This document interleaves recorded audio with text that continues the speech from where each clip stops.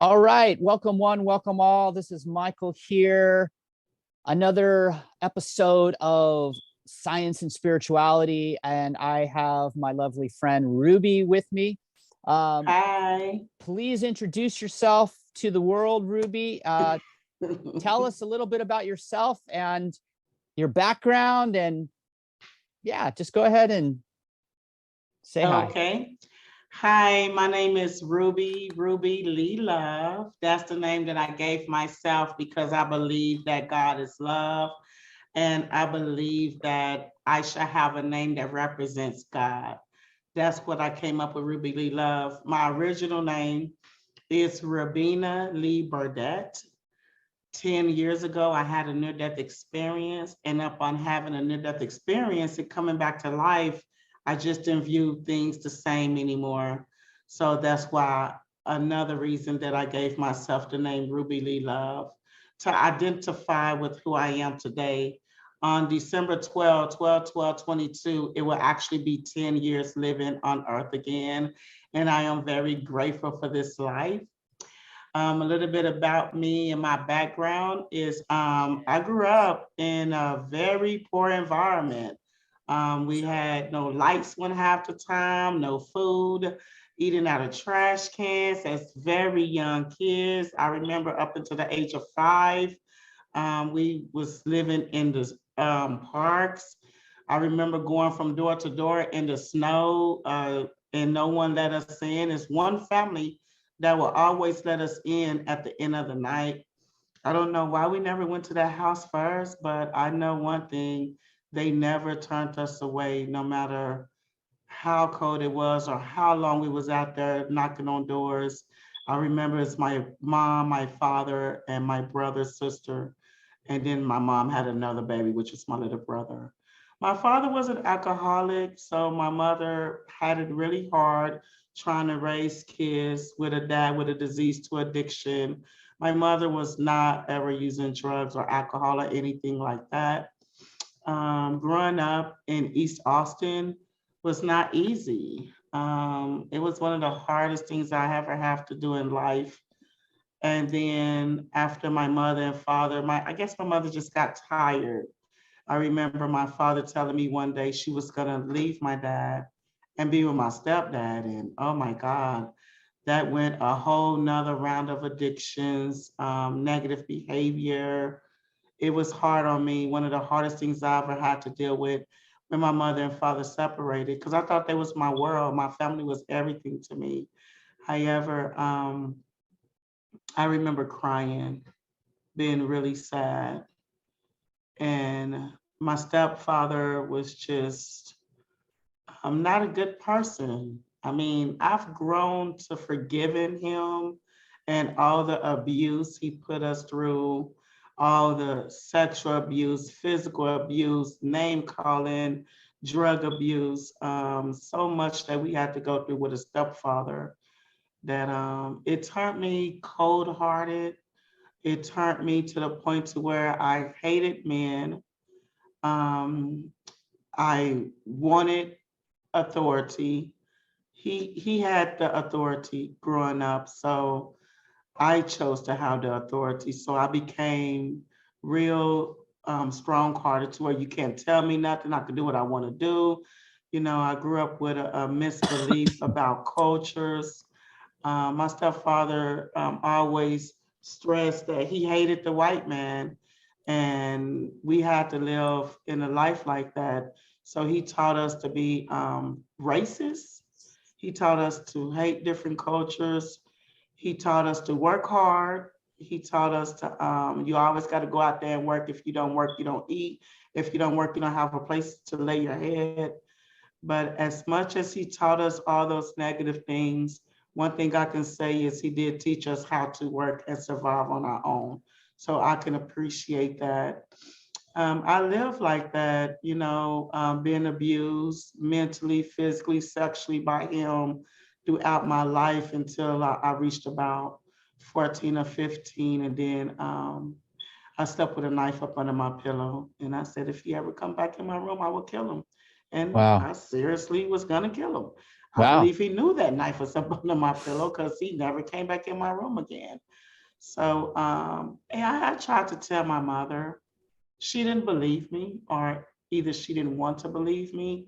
I would have to literally ask her why come I did not get the support I needed as being a child growing up, being abused psychologically, physically, sexually, emotionally, why I didn't get counseling, why I didn't get help, why no one took me out the situation. So I had to grow up like that and then being taken away from my father. So then I got a little bit older and I told this program I was in, because I didn't want to be at home no more. I didn't feel safe at home. So I told them and they was like, wow, if that's happening, it could be happening to your brothers and sisters, you know? So it come to find out years later, it was happening to some of my Yeah. siblings. But with the time I reported it when I was 16, they couldn't find nothing wrong at home. So it was being covered up, if you ask me. So wow. I've heard parts of your story before. Um, that this particular summary just really, boom, it hit home. I I can only imagine how life must have seemed to you during these years. I I have experienced all sorts of abuse as well, physical, mental, emotional, sexual. And thankfully, my childhood was relatively innocent. I didn't experience those things until later. So I got to enjoy my childhood. Um, I I have so much compassion for anyone that has had their innocence stolen. And Mhm. that's really what happened. Yeah, The loss of innocence, and that innocence is, it's it's to be treasured. And when we hear about people who have had that aspect of their lives literally just taken from them, yeah, that's true. it it's heartbreaking.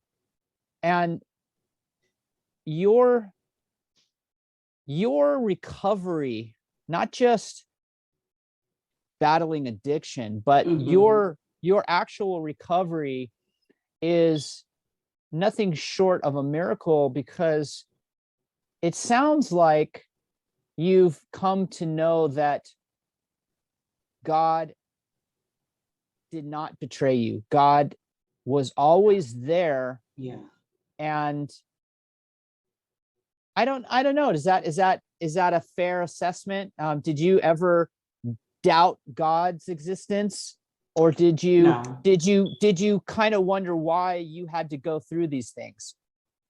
no. My mom always taught us about God, and my mom taught us that God cared so much about us that he gave his son, and his Mhm. son loved us, and God loved us. And that's really the only thing I remember my mom ever really, she was Jehovah Witness. So if it was a different kind of religion, I can't remember much about the Kingdom of Fall except for being real quiet and humming, and it was dark in there, the lights was dim. But my mother always explained to us that God was just loving. And I Mhm. did tell her one time a few times I hated my stepfather, and she would say, Rabina, you know, she called me Rabina. She would say, Rabina, you should not ever say you hate anyone. I was Good. like, yeah, I understand, mom, but I hate him, you know.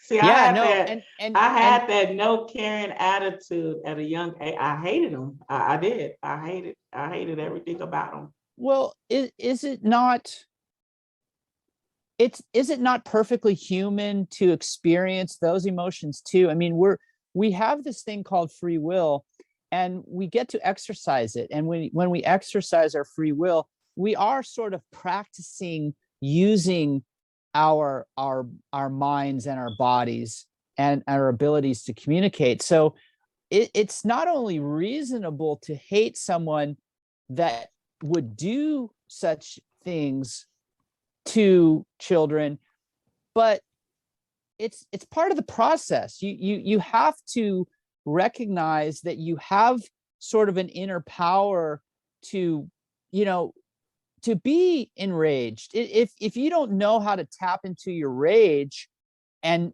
therefore know how to survive, which is what you did with the knife under the pillow. Yeah. You basically said enough is enough.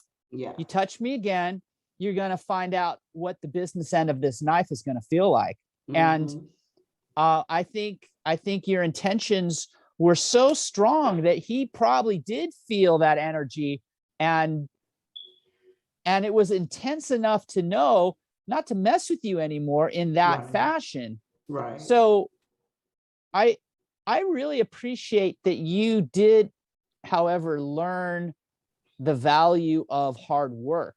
So it's not like any of these people that we encounter, especially the ones that are truly horrible. And it's okay. It's not being judgmental when you say that somebody is acting horribly or behaving in a manner that is hurting us. That is how we evaluate our own performance and contrast it against the performance of other beings. Right. If we never felt disturbed or hatred or any of these other things, we would just think, oh well, this stuff, it's This is okay that it's okay, happening. yeah. And it's not okay, because it is a violation of our spirit, our inner child. Yeah. And One thing I wish I could have done was to speak about it more. I wish I could have had that ability to really say, no, this is happening, this is not right, I need help. And I didn't have that, But here's the thing, Ruby. I think, no, I know that if you had spoken up, you wouldn't have experienced it in the same way. So you did make a stand when you needed to make a stand. And part of the process of healing is forgiving yourself of everything. You were not responsible for any of those things that happened during your life as a child, because to a certain extent you were still innocent. You were naive. You didn't know that it was something that you could speak up against. So you didn't even know that you had a voice. Now you know you have a voice. Oh yeah.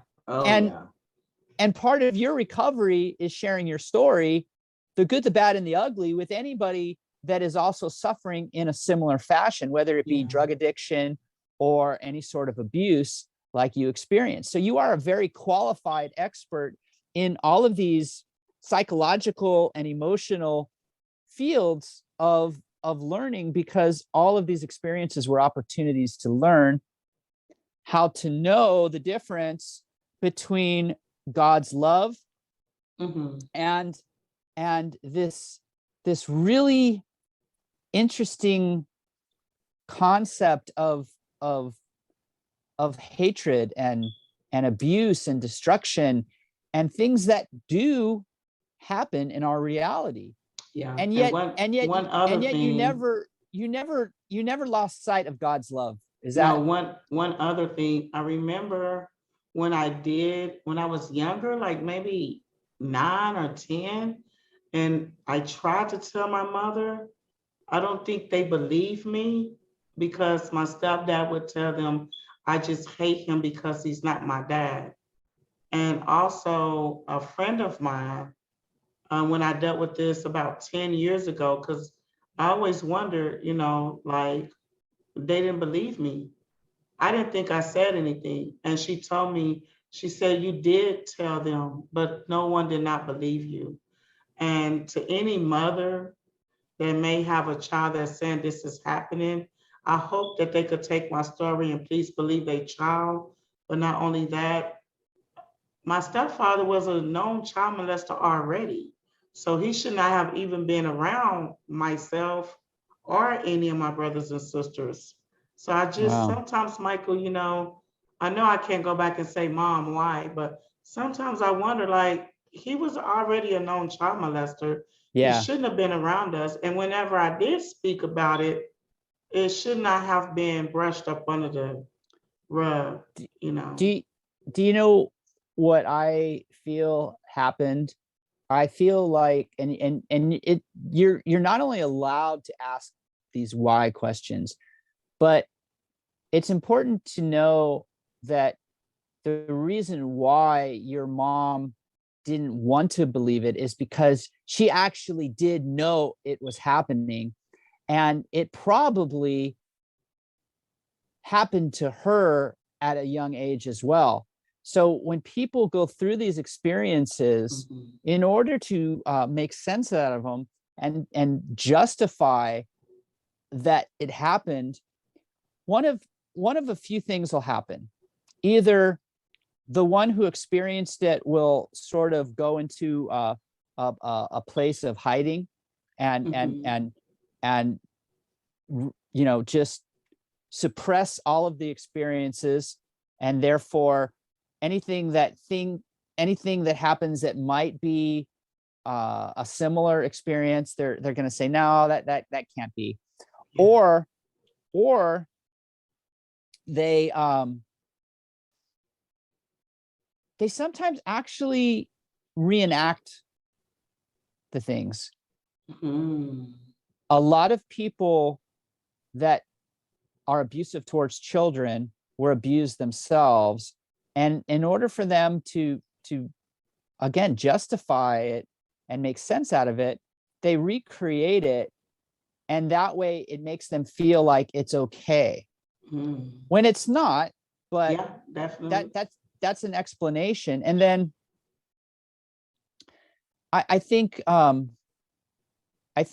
in certain cases too, people go so far away from reality that they develop addiction, they develop Yeah. personality disorders. It really has such a strong effect on not just them, but all of the lives of the people Yeah. it that you're going to interact with. So if you can somehow find a way to Excuse me. stop the cycle of abuse Uh-huh. by forgiving Yeah. yourself and forgiving people that you should have trust in. We should be able to trust our moms and dads and loved ones. And when we Mhm. feel like we couldn't count on them when we really needed to, then yeah, we're going to feel a sense of betrayal and we're going to wonder why. I think the reason why is that, again, they very likely were abused themselves. Yeah, And I never thought about that when it came to my mom. That's a great explanation because I know that I believe my stepfather was abused sexually as well, but I also never considered my mom being abusing, and that could be a reason why she either accepted it or didn't want to believe it. yeah, And one thing I talked about today in recovery, in my meeting, which I have 11 months clean now from marijuana, which I didn't awesome. think that was a drug, and marijuana is a drug. I It have is. 2 years and 11 months clean from alcohol, and I have 20 years clean from cocaine addiction. But when it comes to the other addiction we're talking about, when you said it affects us to be molested as a child, affected me because one of the things I said is I have an addiction to men and sex. And in the last 11 months, I have not been with a man and I have not had sex. And I actually just confessed to the group today, until I learned the truth about why men and sex is an addiction for me, I'm not going to entertain that anymore. But Mhm. now that I see why, it's because it happened to me, not only with my stepfather at such a young age, maybe 8 or 9 years old. I remember being molested at 5 years old, 5, 6, 7 on Oh. up, by one of my older brother So, friends. And so, so you grew up too fast, yeah, and you experienced you experienced the physical sensations before you were meant to experience those physical sensations. hmm, And part of what happens with people that are abused, and not just children, but adults that are raped, men and women alike, by the way, part of what happens with those experiences is that it's not always um, it's not always physically painful. It sometimes involves physical sensations that are meant to be pleasurable, but your body doesn't know the yeah, difference. And then you're going to feel bad about feeling good, and then you're going to torture yourself, and then you're going to wonder why you're addicted to those sensations. So hmm, it's not really necessarily an addiction to sex per se. It's an addiction to the release of those hormones, all of those, feel good hormones that are involved with the act of sex. hmm, And what happens with human beings is, especially when they're violated, and again, it doesn't matter if that violation occurs as a child or an adult. A right. violation is a Is a violation, violation. That's right.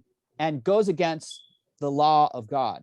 The law of God is that we're all one, and if you violate anyone, you're violating God. So, with that in mind,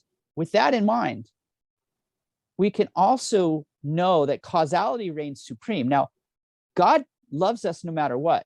Right. God does not punish.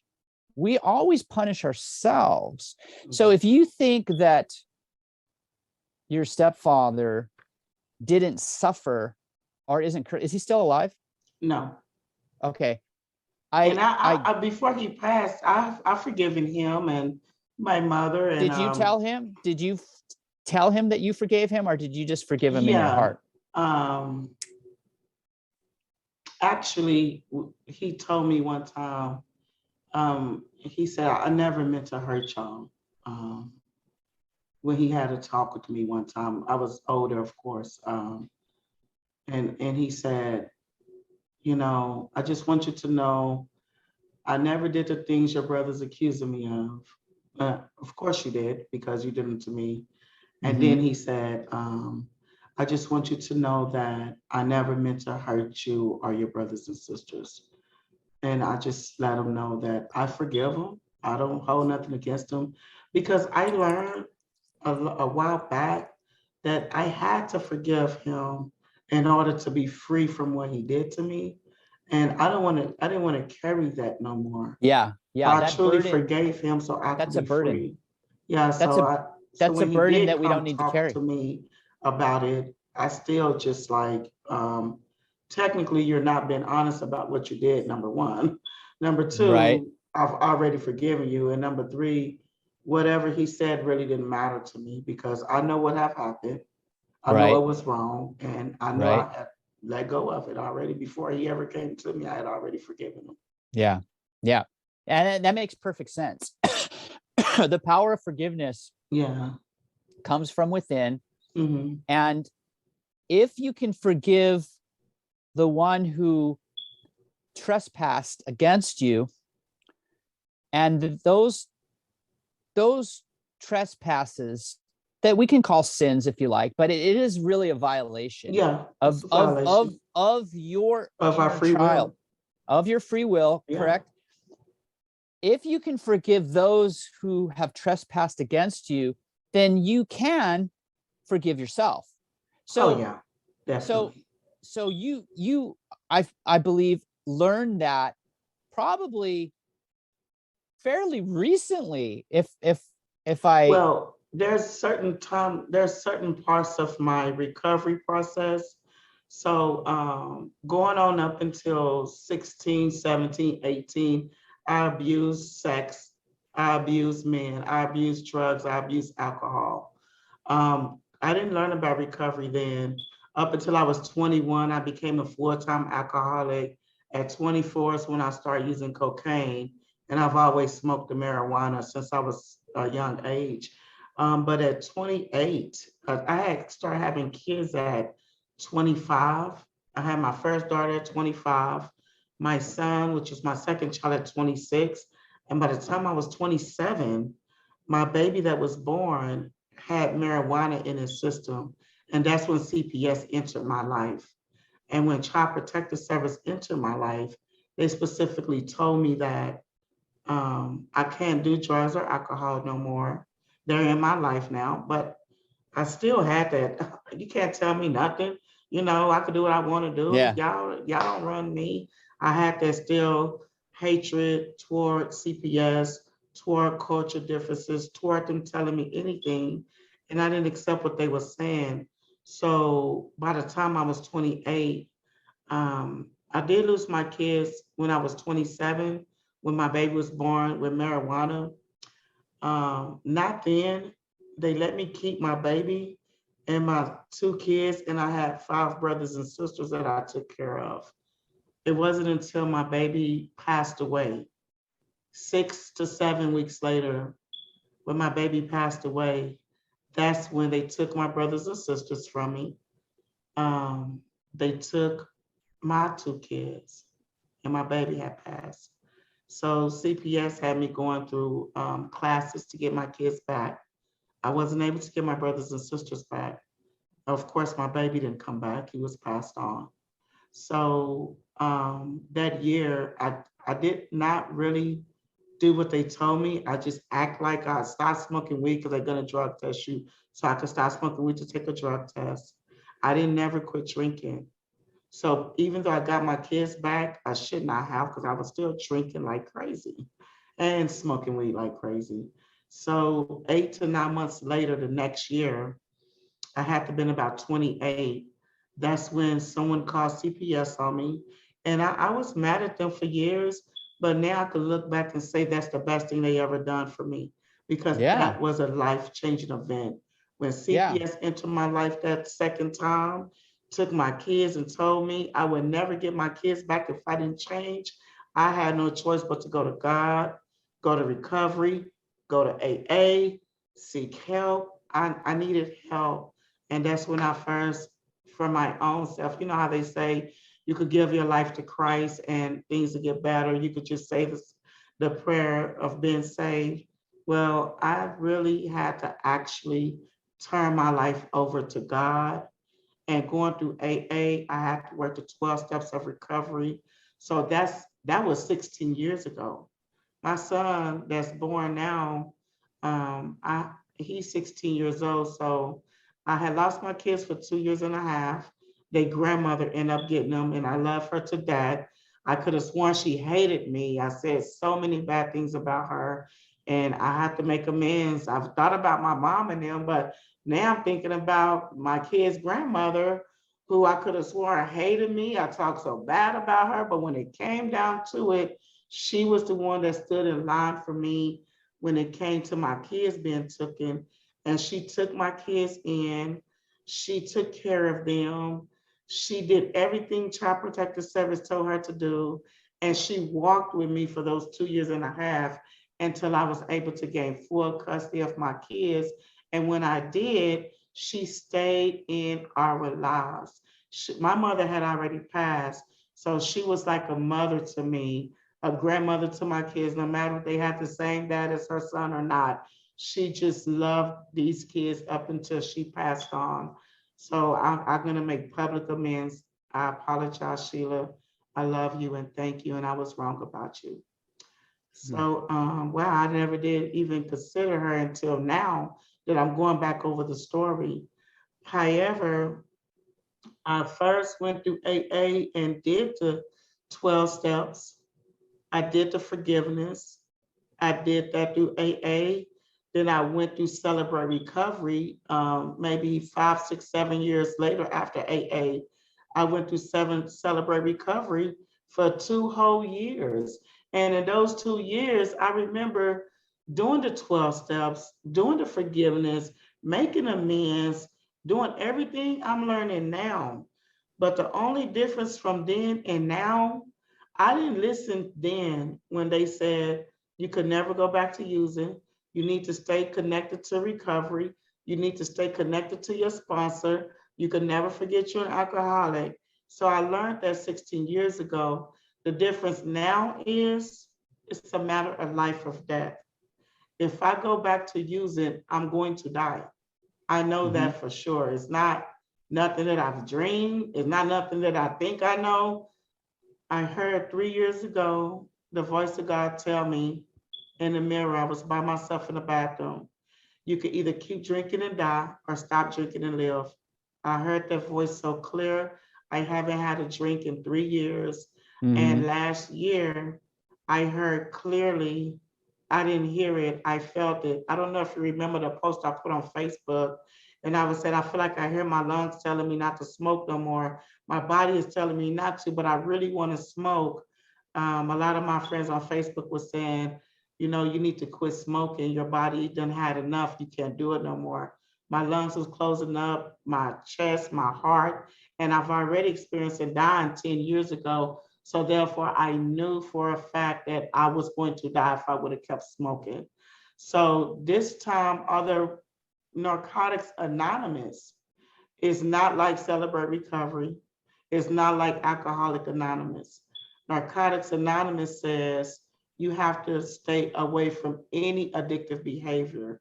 So this is my first time in life staying away from men, staying away from sex, staying away from drugs, staying away from alcohol, staying away from overeating, staying away from depression thoughts, staying away from wanting to kill myself.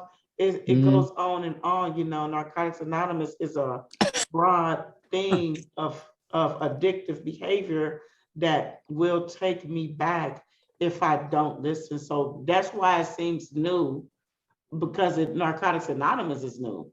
But the recovery process, the forgiving process, making amends process, that's not new to me at all.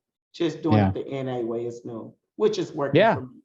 Yeah. Hey, if it's working for you and you're finding inner peace while living life on life's terms, and you know all of these catchphrases, right? Definitely. But they make sense because they're all true. So I always remember the power of the serenity prayer. God grant me the serenity to accept the things I cannot change, the courage to change the things I can't, and the wisdom to know the difference.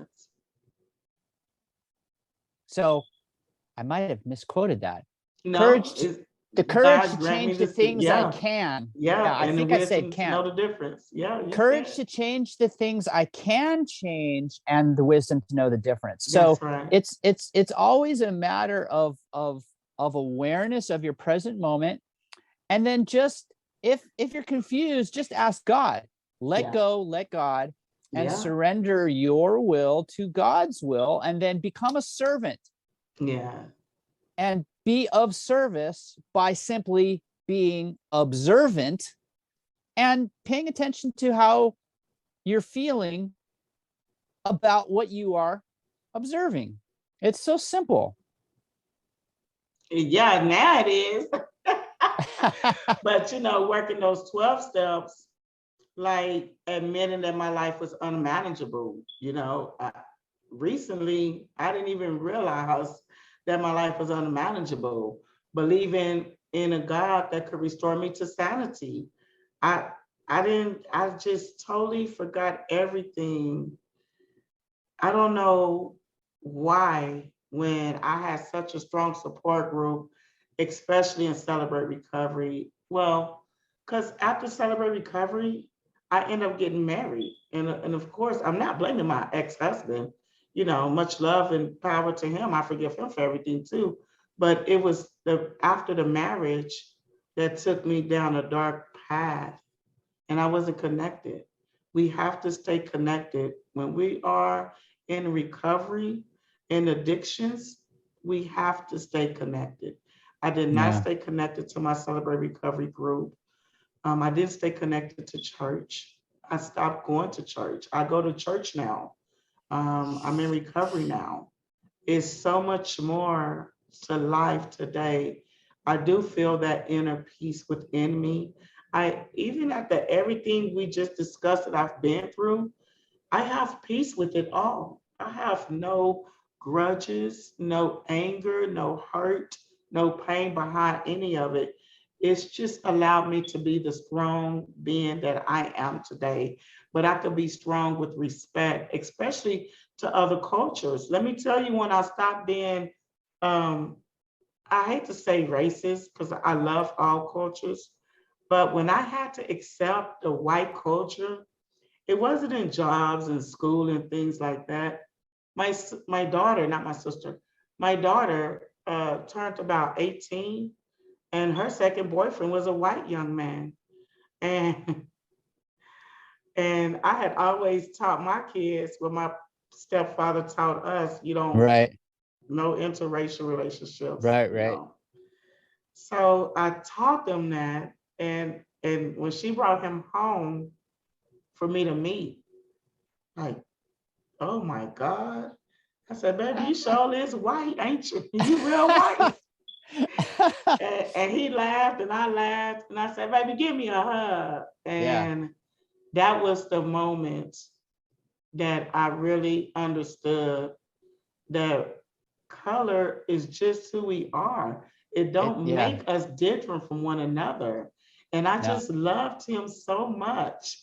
And Hmm. his parents were so loving, and they took my daughter in as they own, and they did things for my daughter that I could have never done. They showed her a life I could have never showed her. They supported her. She was going to college outside of Austin, like 4 or 5 hours away. They would drive her out there. They would go visit her. They supported her, and I loved them so much for the love they showed my daughter.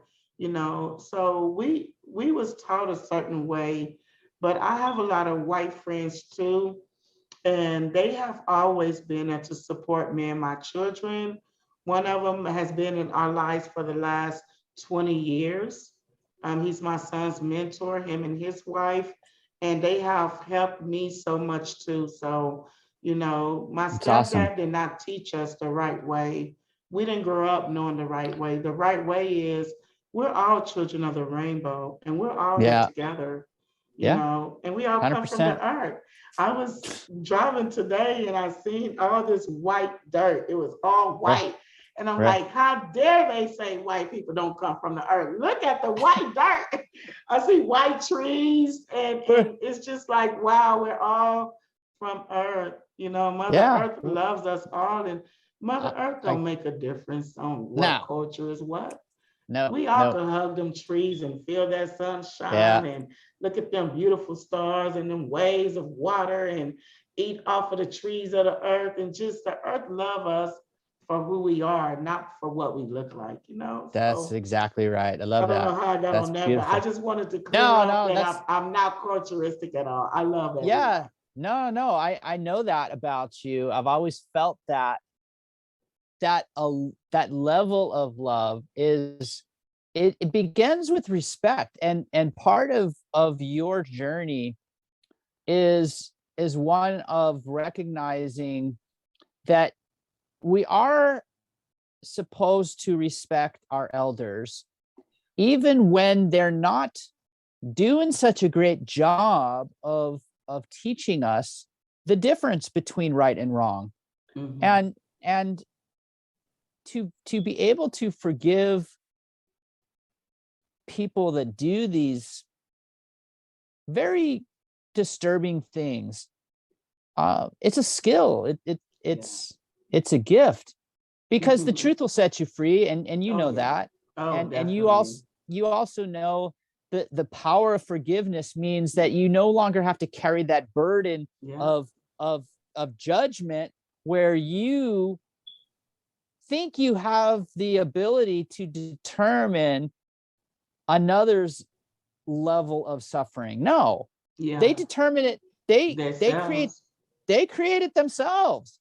And This then, is also Michael, when I look back on my life by introducing my children to the drug usage, the alcohol usage, the controlling, overbearing, it's my way or no way, not giving them a chance to voice their opinion, being so strict on them.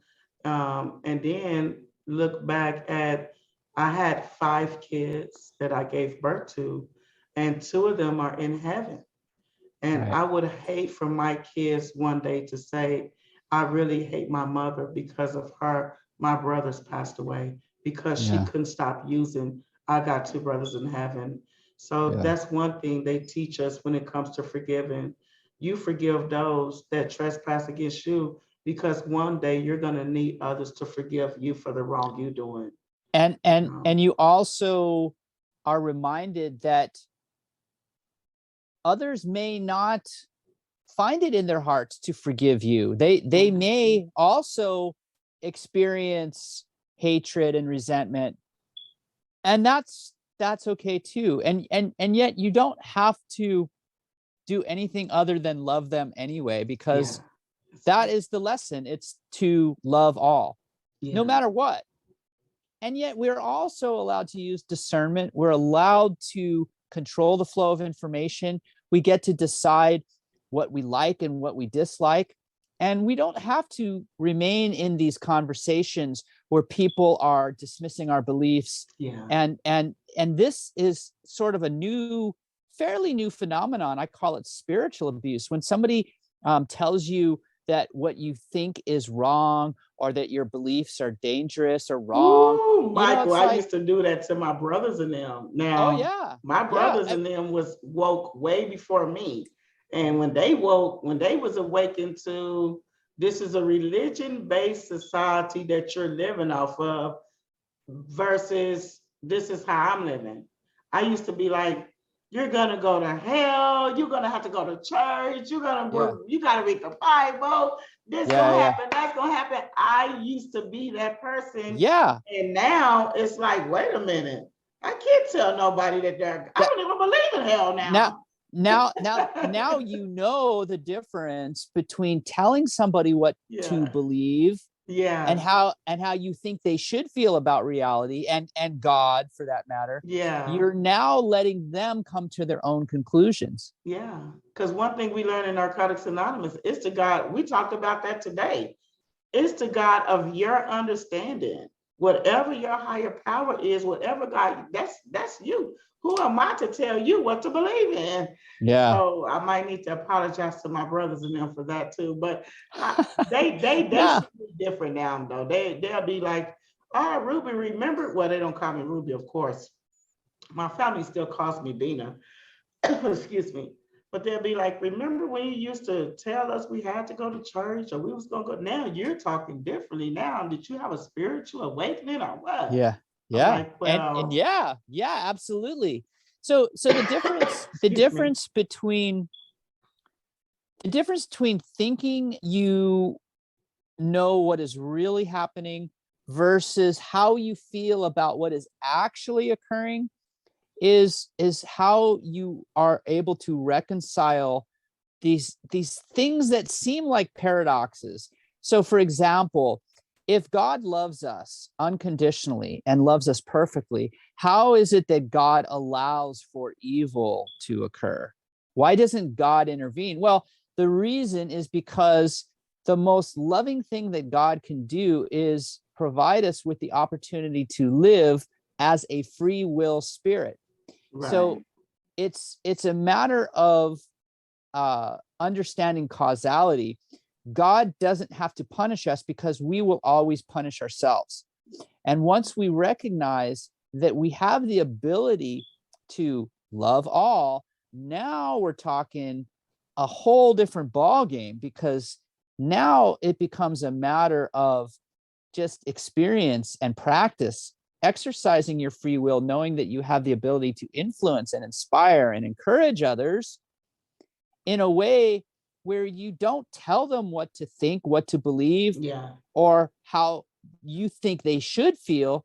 It's living by example, sharing your story from your perfect perspective, knowing that you are a qualified human being who is willing, ready, and able, and has the courage to share your story. People nowadays are more afraid of what other people will think of them than they are of dying. How funny is that? That seems Michael, hilarious. you know, That seems hilarious to me, but people think of me sometimes. I've been called crazy. I've been called losing my mind because I will wave at the trees. I will blow kisses to the trees. I love it. I'm into the trees so much. It brings me an inner joy, and people don't get that. They don't That's understand okay. that. That's But okay. I still love the people. I think I might love the trees more though. No, here's the thing. This is something that I learned a while ago. There's a difference between crazy and insane. Crazy is choosing to live in a state of chaos and anxiety where you are constantly afraid. Okay. Oh. That's crazy. Yeah. Okay. Now, insane. I am perfectly insane because I am inside my own sane imagination. Yeah. My reality is very peaceful. It's very loving. It's quite humorous, and it is sometimes dramatic, but it's because I am interested in resolving paradoxes and solving these puzzles and riddles and all of these amazing things, because I have the ability to do that. Mhm. And once I know what I know, I'm going to share it, and you're welcome to listen, or you're welcome to tune out. You don't have to somebody, I posted something and somebody's comment was strange, and they said something to the effect of, oh, this and this gets old really fast. So I just did a question mark in response, and my question is basically allowing them to clarify. Let's see how they respond. If they are going to continue to be snarky and dismissive, then you know what? See you later. Yeah. I wanted to ask them, or simply say, well, what's preventing you from unfollowing me or unfriending me, or even blocking me for that matter? I mean, if my posts, are so confusing that you don't pay attention to the message, what are you doing? Why are you wasting your time? Why bother? Why don't what did they say after the question mark? They didn't respond as far as I know. But it was a post regarding the messenger, and I said something like, don't kill the messenger, It's funny you said that, because one of the gentlemen today, he said two things that stood out to me today. First of all, me and my son read Psalms 5, and we try to read a Bible verse every day and pray. And I asked my son sometimes, what does it mean to you? Mm-hmm. And he said, it means God will answer you, but maybe not the way you think God is going to answer you. Well, the gentleman that spoke at the meeting today said the same thing. He said, God don't answer you the way you think he going to answer you, but God answers and God speaks to you. And then he said, one of the gentlemen at our meeting, he kind of go off the wall, but if you listen to some of the things he say, he makes it. Oh, sorry. That's all right. Drop my camera. So if you listen to the things he says, he does make sense. But he just said, you said it. You said, don't kill the messenger. But what the gentleman today said, God is giving us a message through the one you think that don't make sense. Like, Yeah. oh my God, those two things stood out because this is my second time hearing it, so you're right. And for the people who think your posts may be repetitive, they're not. You have a lot of information, and yeah, my mind is not philosophized like that, but I try to follow along because it gives me something more to think about than what's in my mind. If It's all just I food for know is thought. what I've been taught, and you have a whole nother philosophy on outlook on things, then how am I going to open my mind more if I don't entertain or listen or pay attention to what you're saying?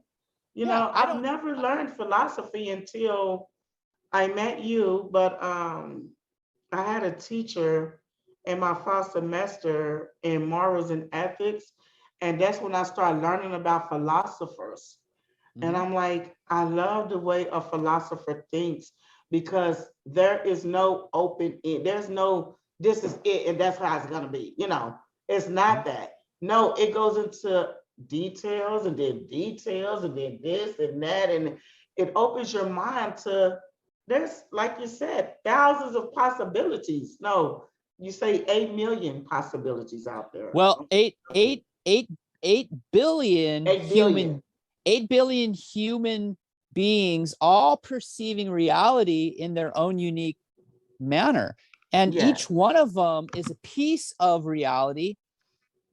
And how do I know that? Well, because we are all coexisting. This is Yeah. all just little pieces of the puzzle. And it's all, everyone matters, every voice I matters. believe that.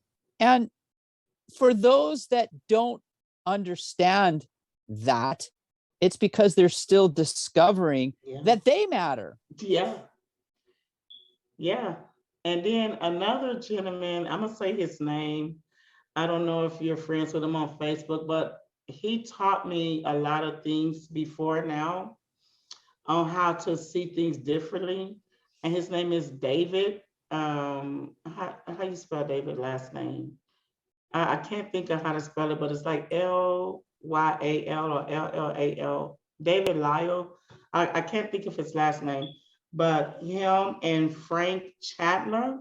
Well, we all was in this group called Nabaru Ascending years back, and they used to open my mind to things that I've never heard of before. And I always thought that, wow, they have so much knowledge about life, their perspective about life. And some people will get on there and actually bash them. And I'm like, why are y'all bashing them for what they believe in? Hey, I died and came back to life. Now, I don't know what to believe no more. I just know it's not what I thought it was. And when I came back, I heard that same voice say, I called you to love one another and not judge. And for the last 10 years, I have not ever tried to judge. I've even been in touch with people that say they worship Satan. Mhm. Satan is their father. That's how they live their life. And I'm not going to tell them they're wrong for that. I tell them this, if that's working for you, hey, it's what you believe. That's on you. So I don't understand. And I used to do it because I Yeah. was closed-minded. Now that I'm open-minded, there's thousands of ways that we could think about one subject. Like, I don't know if you was on that post or not when I wrote the why if the devil is so bad, why did I put if the devil is so bad? No, if hell is so bad, why is he in hell? And then people was like, well, she is in hell too. And then they just like, well, he is in heaven. And then we took that one word hell and found that how it related to 20 different words that we use on a daily basis. So, life is just, it's not what we make it, but I believe by our thought process, we can have a better life. I did not know that I would be not drinking today. I didn't know that I would not be smoking today. I didn't know that I would be in school today. But what I said 8 to 10 years ago is believe in the power within you. And by believing in the power within, you could change your life. 8 to 10 years ago to today, my life has changed tremendously by the words I speak. I tell people today, if you want to quit smoking cigarettes, if you want to quit smoking weed, say, I don't like this. Why you smoking? Say, I don't want to do this no more. By you saying that, it does something. It comes to Mm, pass. I would say a few years ago, I was going to go buy alcohol. I would say one day I'm not going to buy alcohol. I'm going to buy water. It's been 3 years I've been buying water. So we don't understand how powerful words are, and we don't understand that we could shape our reality because we're only taught it's a box. Your life, you live, you die, and that's it. There's nothing else. But there's so much more, so much. wow. I really love your ability to philosophize. You are a philosopher. So, the reason why I know that is because you don't just look at one point of view. You're always willing to listen and learn and make that information your own. And once it is resonating with you, then you realize that you've accepted the truth in the light being sound. And this is a gift. And you have superhuman faith. I really don't know too many people that have the ability to recognize that life is beautiful Yeah. no matter what, and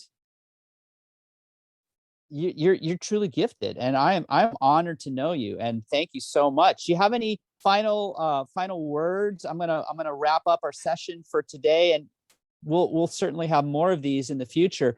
Anything you want Yeah. to conclude with? I see the stars, and it's many stars, and I see each one of us like that star, just waiting to explode into an everlasting life of happiness, joy, and peace. So no matter what anyone has been through, I didn't even talk about the abusive relationships I was in, being physically beat, choked, hit, dragged.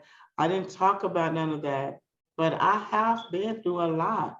And a number of the things, it might have happened when I was young, or I might have brought it on myself being older, but it's just obstacles in life that I have overcome. And today I'm not going through those things. So if Good. someone is listening to this and you're going, whatever you're going through, it will get better. It can get better. But I'm just grateful for you too, Michael. In my phone, you are saved under my angel. I believe you are a great angel. Thank you for always talking to me, listening to me, and helping me with the more complicated things of life that I truly don't Sure. understand. Each time I've talked to you about anything complexity, you have always turned it around to where I can understand it, see it from a different point of view, and my mind is freed from it. Because some things I'm just like, I'm going crazy. I'm going crazy. Okay, it's only one person I know I could call.